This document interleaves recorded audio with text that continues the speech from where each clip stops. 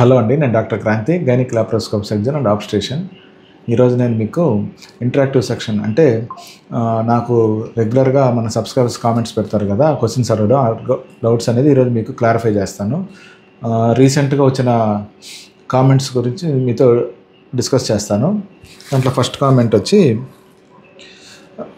Sir నాకు C section అయ్యి 18 months అవుతుంది. ఇప్పుడు 7 months నాకు పీరియడ్స్ 2 days మాత్రం బ్లీడింగ్ అవుతుంది. 3rd day నుంచి లైట్గా బ్లీడింగ్ అయిపోతుంది.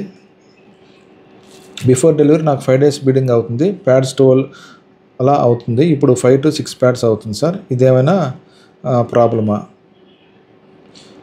ఇది సాధారణంగా ఉండే సమస్య అనేది. మామూలుగా డెలివరీ అయ్యాక ప్రెగ్నెంట్ వాళ్ళు బేబీకి ఫీడింగ్ ఇస్తారు కదా, ఫీడింగ్ ఇచ్చినప్పుడు డేట్స్ అని రెగ్యులర్ రావాల్సిన అవసరం ఉండదు. ఫీడింగ్ ఇచ్చినప్పుడు డేట్స్ ఇర్రెగ్యులర్గా వస్తుంటుంది. ప్లస్ బ్లీడింగ్ కూడా ఎక్కువ అంత బ్లీడింగ్ కాదు, లైట్గా అవుతుంది. ఇదేం ఇబ్బంది లేదు. ఎప్పుడైతే బేబీకి ఫీడింగ్ స్టాప్ చేస్తామో అప్పుడు సైకిల్స్ రెగ్యులర్ అయిపోయి బ్లీడింగ్ కూడా నార్మల్గా అవుతుంది. నెక్స్ట్ క్వశ్చన్కి వస్తే, సార్ ఇంతకుముందు కాపర్టీ కొంచెం బయటికి వస్తున్నట్టు తెలుస్తుంది, కానీ ఇప్పుడు అసలు ఏమి తెలియటం లేదు. దానివల్ల ఏదైనా ప్రాబ్లమా? ఇది కాపర్టీ అంటే మనము పిల్లలు పుట్టుకుంటా వాడేది పద్ధతి. అది one of the contraceptive method. ఈ కాపర్టీ అనేది ఏం చేస్తుందంటే యూట్రస్లోకి మేము ఇన్సర్ట్ చేస్తాము. కాపర్టీ అనేది కొన్ని 5 years పనిచేస్తే, ఒక 10 years పనిచేస్తుంది. మనము కాపర్టీకి కింద కొన్ని థ్రెడ్స్ వస్తుంటాయి. ఆ థ్రెడ్స్ అనేది మేము కాపర్టీ ఇన్సర్ట్ చేశాక కొద్దిగా ఒక 1 centimeter అనేది కట్ చేసి వదిలేస్తాము. ఆ 1 centimeter థ్రెడ్ ఎందుకంటే రేపు మనం ఎప్పుడైనా కాపర్టీ తీసేదానికి ఆ థ్రెడ్స్ పట్టి లాగేసేదానికి ఉపయోగపడుతుంది. దాంతోపాటు ఈ కాపర్టీ ఉందా లేదా చెక్ చేసుకునేదానికి కూడా వెజైనాలోకి ఫింగర్ పంపించి ఆ థ్రెడ్స్ ఫీల్ అవుతారు. కొంతమందికి ఏమవుతుందంటే, కొంతమంది థ్రెడ్స్ కొద్దిగా పెద్దగా కట్ చేసినప్పుడు అది వెజైనా నుంచి బయటకు వచ్చినట్టు అనిపిస్తుంటుంది. మళ్ళీ కొన్నిసార్లు భార్య భర్తలు ఉన్నప్పుడు కానీ అది మళ్ళీ లోపలికి వెళ్ళిపోతుంటుంది. దానివల్ల మీకు అది బయటకు వచ్చి లోపలికి పోయినట్టు అనిపిస్తుంటుంది.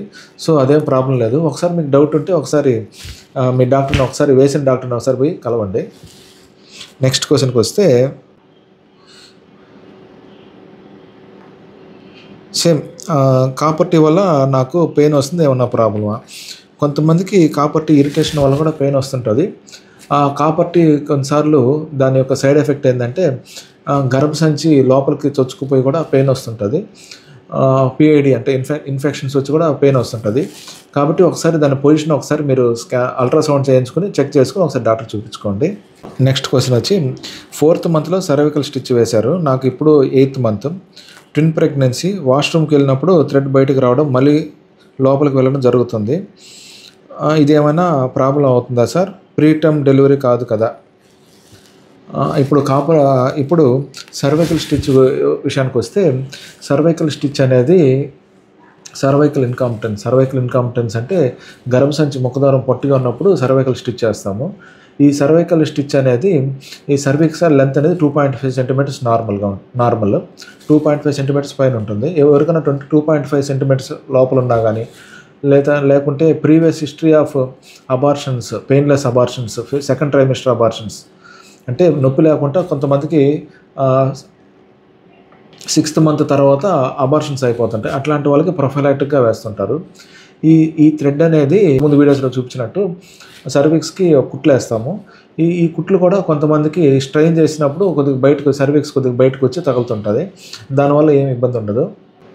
నెక్స్ట్ క్వశ్చన్ వచ్చి, సార్ నాకు 22 weeks, ఇది ఫస్ట్ ప్రెగ్నెన్సీ. నా weight 85, 20 weeksకి టిఫా అయింది. అంతా బాగుంది, పొజిషన్ అంతా బాగుంది సార్. నాకు మూమెంట్స్ తెలియడం లేదు. ఓవర్ వెయిట్ వల్ల మూమెంట్స్ తెలియడం లేదా? బేబీకి ఏమైనా ప్రాబ్లం ఉందా? లేదంటే మూమెంట్స్ని నేను తెలుసుకోలేకపోతున్నానా? చెప్పండి సార్. ఇది అందరికీ ఉన్న కామన్ పాయింట్ డౌటేను. ఈ అమ్మాయికి ఇప్పుడు 22 weeks, అంటే 22 weeks అంటే 6th month జరుగుతుంది. 6th monthలో కూడా అంత యాక్టివ్గా మూమెంట్స్ పర్సీవ్ చేయలేము, అంటే తెలుసుకోలేము. మూమెంట్స్ మనం బాగా కాన్సన్ట్రేట్గా చూస్తే అప్పుడు తెలుస్తుంది. అదిగాక వెయిట్ ఎక్కువ ఉన్న వాళ్ళు కూడా అంత ఈజీగా ఈ మూమెంట్స్ అనేది అర్థం కావాలి. కొద్దిగా 7th month పెట్టాక మనకు మంచిగా మూమెంట్స్ తెలుస్తాయి. సో ఇలాంటివి ఇబ్బంది లేదు. కానీ మీకు ఏమైనా మూమెంట్స్ తక్కువ అనిపిస్తే మాత్రం వెంటనే డాక్టర్ దగ్గర చూపించుకుని ఒకసారి స్కాన్ చేయించుకొని ఆ స్కాన్లో మేము మూమెంట్స్ చెక్ చేస్తాము. ఇవాళ కొన్ని క్వశ్చన్స్ మీకు ఆన్సర్ చేశాను. మీకేమన్నా డౌట్ ఉన్నా కానీ రెగ్యులర్ ఆబ్స్టిక్ గైనిక్ వీడియోస్తో పాటు ఇలాంటి మీ క్వశ్చన్స్ కన్నీ ఆన్సర్స్ చేస్తాను. ఇంకేమన్నా డౌట్స్ ఉన్నా కానీ నాకు కింద కామెంట్ చేయండి. ఏమన్నా టాపిక్స్ గురించి కావాలన్నా కానీ కింద కామెంట్ చేయండి, నేను తప్పకుండా చేస్తాను. Thank you.